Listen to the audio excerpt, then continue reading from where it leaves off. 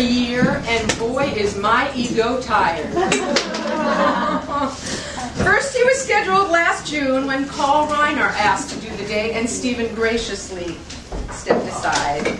Then the whole September gig thing that I told you about earlier, which, you know, and so when my phone rang last Thursday, I was crazy. But he did all of this to be here for us today, and I am so excited. And I know a little bit about what he's going to read, and I've tipped a little bit, but I'm thrilled. Okay. Did you guys see when he was on the Kevin Pollak Chat Show? If you have not seen it, please do, because I learned so much about Stephen that I had no idea about. This is not just another pretty face. Maybe he'll tell us some about that too. You know, we share a process, which I didn't know till I watched that show, that you rewrite the day before his work before you start on the new day, and that you write every day. And those are things that I do, and that, yeah, so it works, yeah. As an actor, Stephen has created rules? He's created rules because he's He's created roles in the original New York production of Terrence McNally's The Ritz, which I saw on Broadway all those years ago and didn't even know that's so exciting. Michael Weller's Moon Children, Christopher Durang's Beyond Therapy, and A.R. Gurney's The Old Boy. He played Arsenic. What'd you play? Orsina. In 12th Night in Central Park with Michelle Pfeiffer and Jeff Goldblum. He starred opposite Julie Andrews in Stephen Sondheim's Putting It Together, was Macduff to Christopher Walken's Macbeth at Lincoln Center, and did a stint on Broadway as King Arthur in Spamalot. Among his film roles are that of Hugh Sloane in All the President's Men. Remember, ladies? Yeah. Star Trek the Motion Picture, he was very briefly Captain of the Enterprise. Diane Keaton's philandering husband in First Wives Club. Yeah, he was funny. Because I Said So, also opposite Keaton, and most recently, The Three Stooges, opposite our own Craig Bierko. TV highlights include the perennial Lifetime favorite, The Betty Broderick Story, The Two Mrs. Grenvilles, opposite Anne Margaret, and JFK in A Woman Named Jackie, which won the Emmy for Best Miniseries. He's probably best known as his role as Reverend Eric Camden in the record-setting family drama Seventh Heaven. In 1989, with Ron Silver, Christopher Reeve, Blythe Danner, Susan Sarandon, and Alec Baldwin, he founded the Creative Coalition, a political advocacy group for people in the arts. He's also the author of a best-selling novel, Eye Contact, as well as a second, not-so-bestseller, Double Exposure, several plays, including Super Sunday, which was produced at the Williamstown Theater Festival and revived last year at LA's Mont Theater. He's had published short stories, and he's written an occasional piece for the Huffington Post. You are just one underachiever. I mean, come on, Stephen, just get it together already. He's a sensational, sweet tweeter. So if you are on Twitter, tweet Stephen. Ladies, at long last, please welcome the kindly, wonderful, handsome, gorgeous. Welcome him and then step out of the way because he's mine.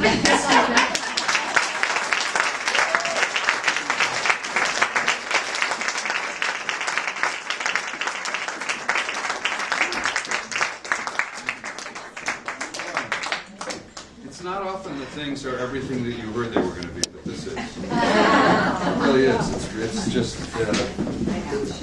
So I about quite a few years ago, I was heading to a college reunion, and they asked me. It was a 5-year reunion, and they asked me to lead a seminar of some kind. Will you do a talk?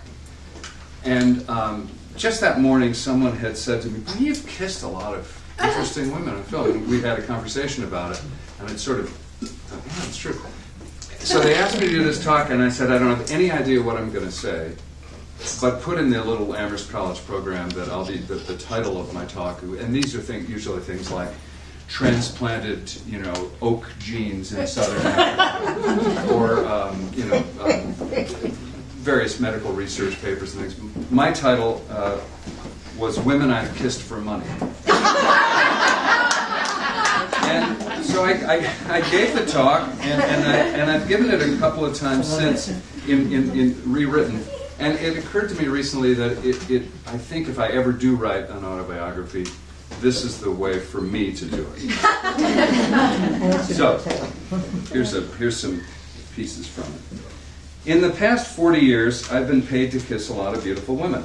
It's part of the job description if you're the kind of actor called a leading man. You kiss the leading lady, sometimes passionately, sometimes just a peck on the cheek, sometimes deeply as a prelude to screen sex, sometimes after work is over.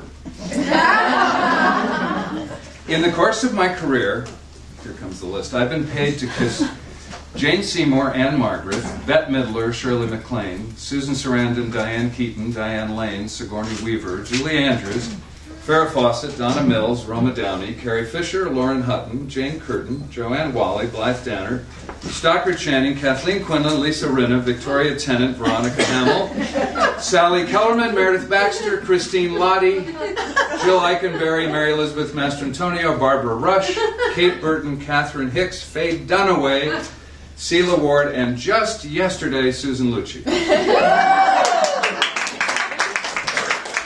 It was just a peck on the cheek, but it counts. So these kissing moments often help me remember my own personal timeline. Oh, that was the summer of '79. I was shooting Loving Couples in LA, which was an otherwise totally forgettable comedy, but it included a trifecta with kisses with Susan Sarandon, Shirley MacLaine, and Sally Kellerman in one movie. Or no, that must have been the summer of '91 because I had just bought my first cell phone so I could talk to my 2-year-old daughter while I was on location for A Woman Named Jackie, a miniseries in which I played JFK, and kissed the Irish beauty Roma Downey, who had not yet been touched by an angel. The question I'm most asked about acting after the time-honored, how do you learn all those lines, is what's it like to make out with a beautiful woman in a movie? I mean, didn't you kiss Farrah Fawcett once in an episode of Charlie's Angels? Yeah? Well, tell me about that. Kissing on screen can be dangerous to your heart and your mental health.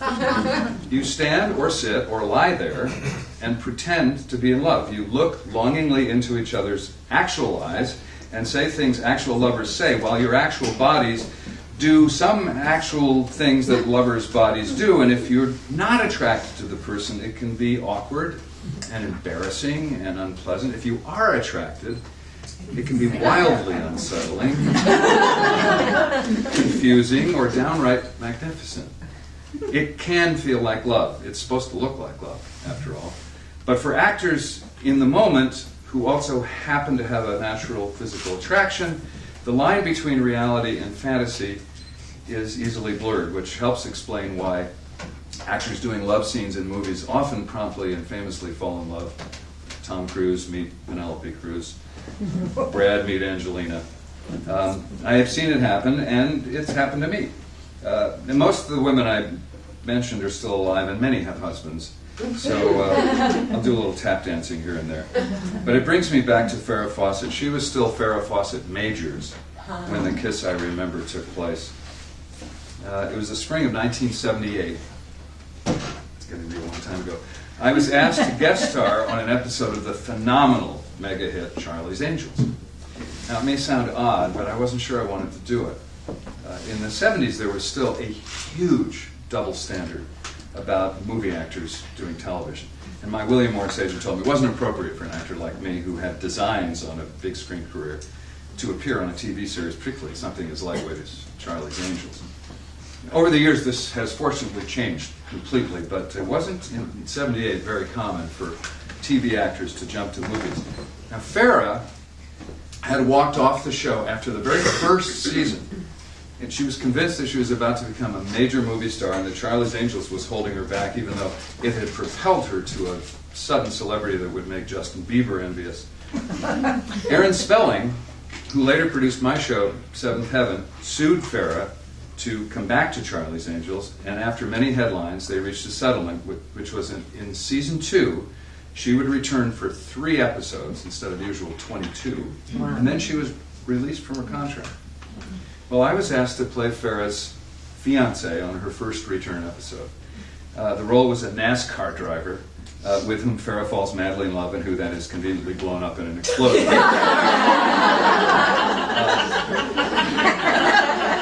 Note that if a guy appears on a TV series as the boyfriend of the female lead, he'll turn smarmy, deadly, or just plain dead before. Now, for Charlie's Angels, they offered me what's called triple top of the show as salary for the episode. Top of the show, which many of you know, is a clever industry practice that arbitrarily sets a top salary for guest actors on series episodes. The studios and networks have mysteriously gotten away with this for years. The idea is simple. When you do a TV episode, there's only so much money you can make. What they call top of the show. It keeps producers from having to negotiate with individual actors week after week. Well, since I was sort of considered a movie actor at the time, I was offered triple top of the show for Charlie's Angels, which only proves what a fraudulent concept top of the show is. But I hadn't worked for 9 months, and the script called for me to kiss America's reigning poster girl and tabloid queen. I said yes. I was living in New York, and I flew off to LA to shoot the episode. And right after finishing Charlie's Angels, I had a meeting with Robert Wise, the director of the very first Star Trek movie, and that's how I ended up doing Star Trek: The Motion Picture. So the prospect of kissing Farrah Fawcett actually resulted in my doing Star Trek. And Star Trek, by the way, had no screen kisses, although its final scene, in that scene, my character, Decker, merged, as the script called it, with the bald alien Ilea to create a new life form. The scene has come to be known by Trekkies as the cosmic fuck. But let me just say that standing as we were on a wobbly, very jerkily revolving wooden disc, trying to stare into the eyes of the late beautiful Persis Kambata, as the light from an outdoor drive-in movie projector backlit us with so much heat that huge fans had to blow air at us to prevent our being sunburned. Wasn't my idea of particularly good sex. Anyway, I walked onto stage 22 at 20th Century Fox to star Charlie's Angels. The director said, "Hey, have you met Farrah yet?" "No," I said. It's full of expectation, because she was, at that moment, as famous as people ever get in this country. "Farrah!" I said, "God, meet Stephen!" She appeared out of the recesses of the soundstage wearing this flimsy little summer dress, looking spectacular. Flashed a dazzling grin, stunning with that signature 70s hair that American women imitated for way too long. I was bedazzled. We hadn't even spoken yet. "Hi," she said. "I'm so thrilled that you're doing this." I was gone. Already plotting ways to be alone with her. 3 days later, the day of our scheduled kiss, Farrah looked even more luscious, if that were possible, dressed in just a simple white blouse and slacks. And as we rehearsed the scene prior to the kissing scene, I found myself in a kind of teenage reverie about what it was going to be like to put my arms around this icon of American sexuality. The day before, she had invited me into her trailer. It's very exciting to be invited into a huge star's trailer, because very few people will get in there. The trailer. And I was thinking that, maybe this will be my chance. She offered me a Coke, a cola, and we talked. But she was so famous, and so famously married to Lee Majors, that I took the Coca-Cola, I kept my distance, I didn't want to blow it in the early innings. And after about 5 minutes, we were called back to work. But we had talked enough for me to detect an extraordinary loneliness in her. The sudden limelight of her life was obviously incredibly intense. And she did not in any way come on to me. But intuition told me that somehow her marriage might not be long for this world. But back in my trailer, I'm going over lines, and my mind is running riot with fantasies that this upcoming kiss would once and for all end that marriage, and she and I would stroll off into the sunset, maybe just to her trailer. I don't know. I could see the tabloid headlines: "Farrah's new love. This time it's for real." On Charlie's Angels, the assistant directors walked around a lot with their walkie-talkies, as ADs do, giving each other status reports on Farrah's, Kate Jackson's, Jacqueline Smith's, and Cheryl Ladd's. They were all in this episode. in their various states of readiness. Time is money on any set. On Charlie's Angels, the prevailing phrase was comb out. I had never heard this term before. But if you walked around our set on the Fox lot that spring of '78, you heard a lot of ADs madly dashing about like very serious air traffic controllers. They were, in fact, hair traffic controllers. We're 15 minutes away. Cheryl's in a pre-comb out. Kate's in a final comb out. 2 minutes. So an AD rapped on my door. Camera's ready. I walked onto the set. I was pleasantly shaky, and I shot the breeze with the cameraman while we waited for Farrah to make her entrance. She had that star thing that changes the vibration in the room the second she appeared. She was combed out and touched up to perfection. We didn't actually touch lips during the rehearsals. Most actors are too self-conscious to really kiss unless the camera's actually rolling. You sort of take your cue from the star on this, and we faked it during rehearsals, kind of putting our heads close together and laughing quietly like 7th graders at dancing school. And finally the director said, "All right, let's do one." Camera rolls. Speed! Assistant shouted, "Scene 17, take 1." We said a few lines.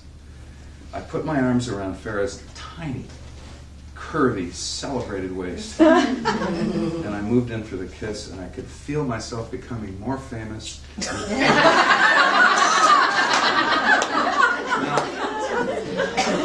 there are certain unwritten rules about screen kisses.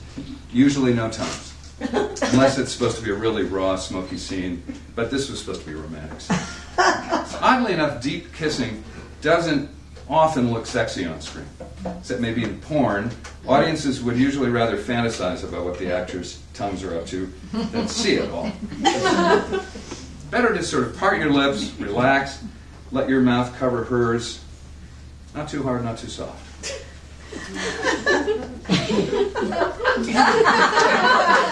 I felt Farrah's lips meet mine. I tried to relax. She seemed to be doing the same thing.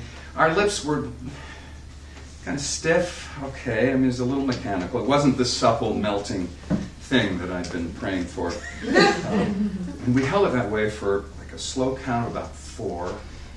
And just as I was starting to forget where I was, the director said, "Cut, Brandon!" Farrah and I pulled away from each other, and this phalanx of assistants whisked her away for another non-kissing scene. I said, "Was that it?" And because usually something goes wrong with the camera. The focus puller misses the focus, or the sound guy needs another one, and it's anything, something, please. That was it. No, it was so close. But my intuition was right. Farrah and Lee Major split up a few months later. And our kiss, which looks pretty good if you catch it on a rerun of the episode Angels on Fire. Which you can see on YouTube, by the way. It looks pretty good. It was 25 years before I saw Farrah again. In a makeup trailer on the Sony lot for The Guardian. And she was doing a series of 3 episodes on it. I was visiting a friend on the set one night, and Farrah was in makeup. And we started talking, and we were laughing, and I thought, I'm going to tell her about the crush I had on her in 1978. "Oh, man," she said, "why didn't you make a move?" Like it was the most obvious thing in the world. She said, "You were really cute," and I felt the same way. I said, "Well, you were married."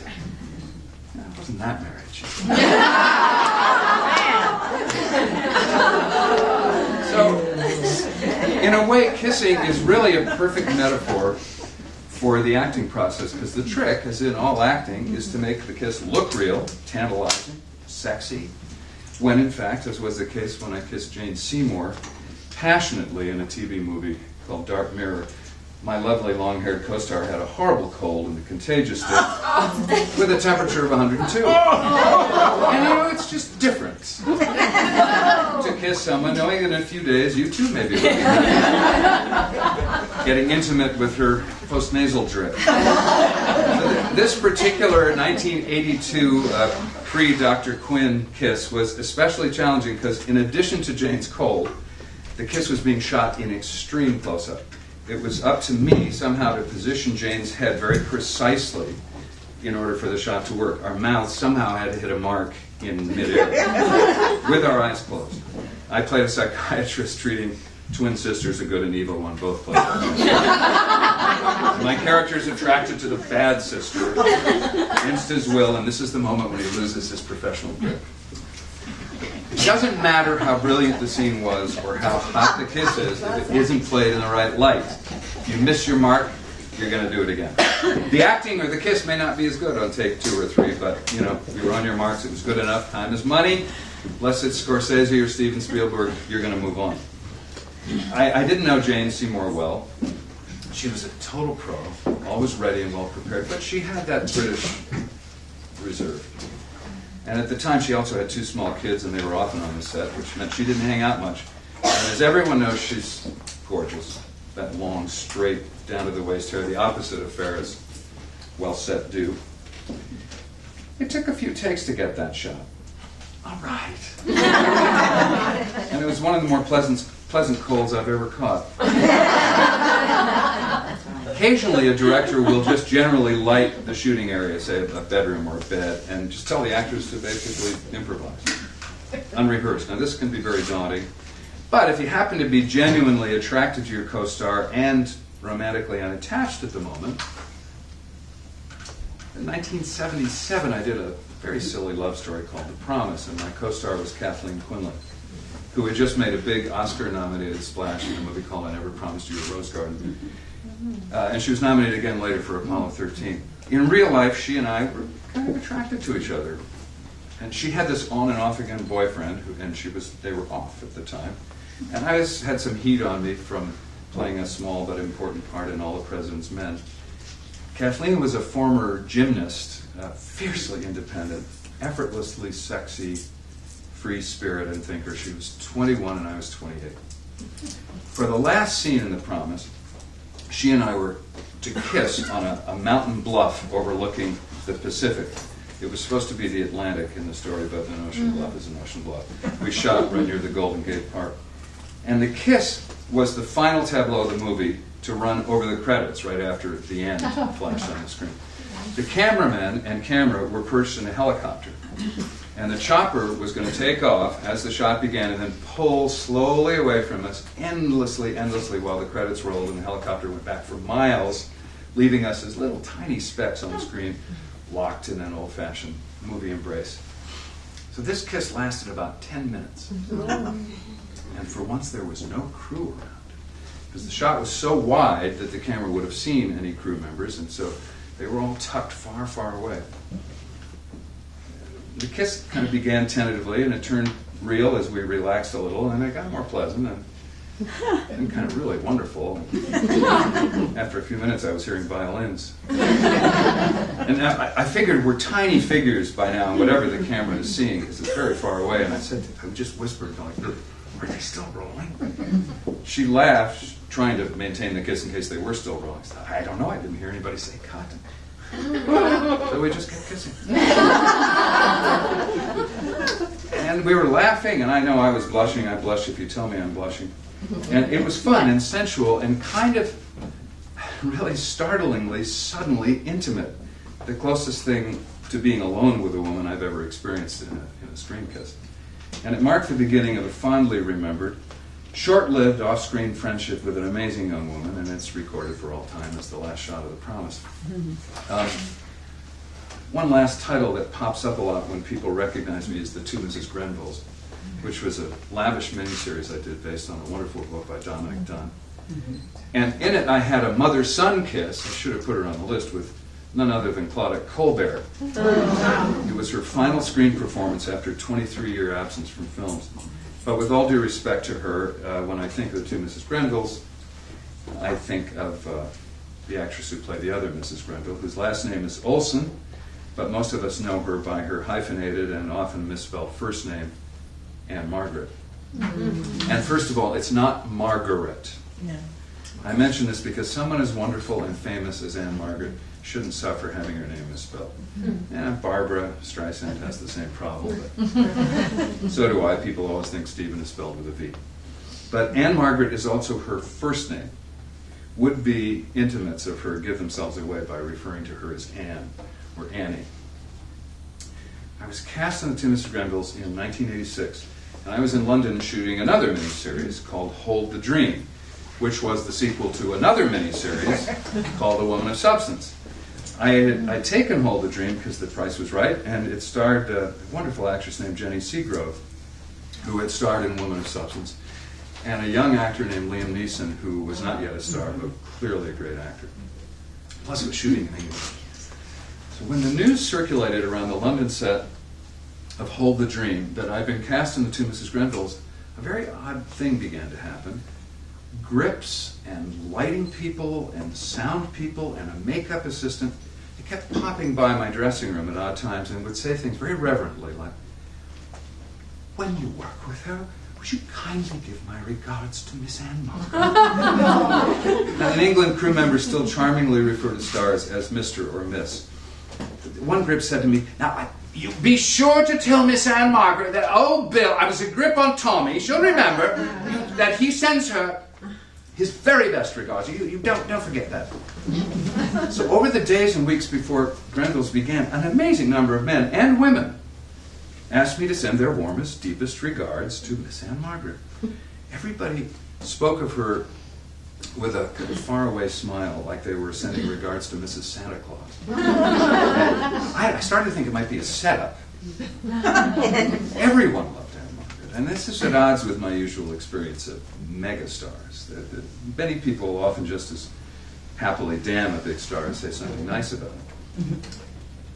Here's the thing about Anne Margaret, the director, John Erman, told me over tea at Claridge's one day before filming began. If she likes you, you'll be friends for life. If she doesn't like you, you'll never know it. Because she's a total pro, and she's wonderful to everybody. She isn't two-faced. She's just a genuine believer in the golden rule, and she never has a bad word to say about anyone. You know how much I love gossip, said John, with, if you know John Erman, perennial wicked gleam in his eye. I have never, ever heard that woman dish the dirt. That's just who she is, damn it. She's also, he went on, she's also one of the most private people on the face of the earth. I have a feeling you two will hit it off, but then he added, you never know. Now, John was trained in the theater, so we rehearsed two Mrs. Grenvilles, as many plays do, in an old rundown London church annex. And the first day was exhilarating but scary, because there were all sorts of wonderful English actors in the supporting cast, and John Rubinstein, who played my best friend, and Elizabeth Ashley, who is bigger than life all by herself. Anne Margaret walks in, draped, as she often is, in cashmere, looking meltingly sensational. She's very demure and polite, and we were introduced, and I found her, as probably every man on the face of the earth before me had, to be one of the most electrically attractive women I have ever seen, and effortlessly so.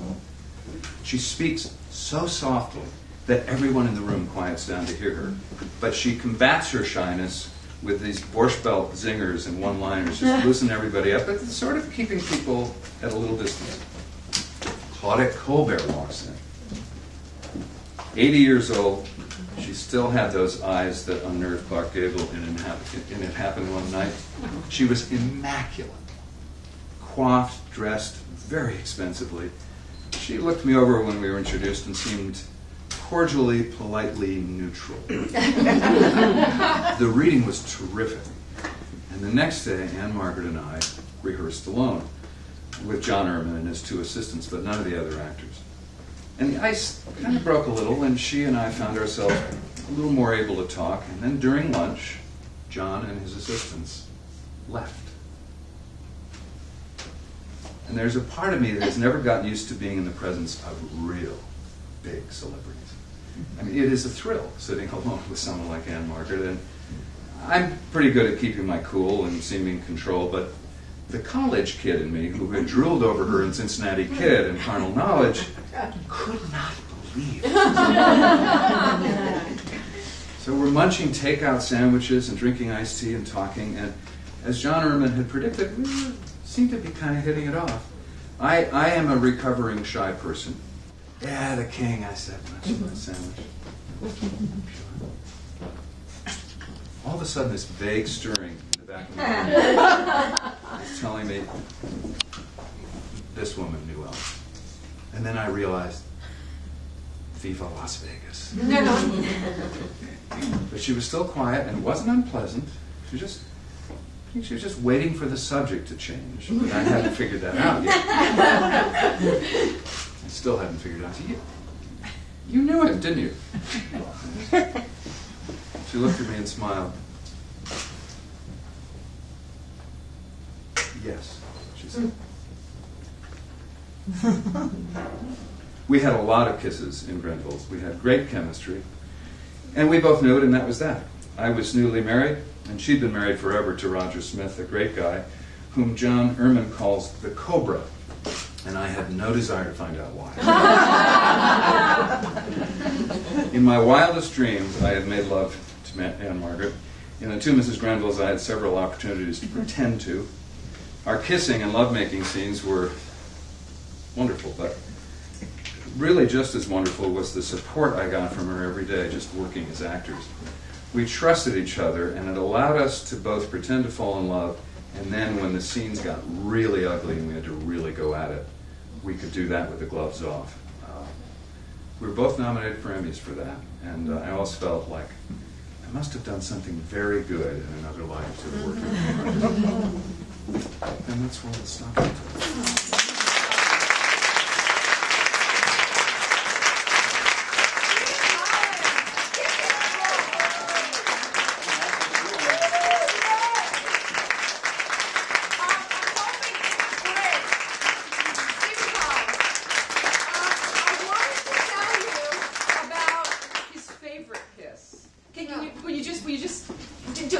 You're not going to read out, no, so just tell them a little bit like you told me.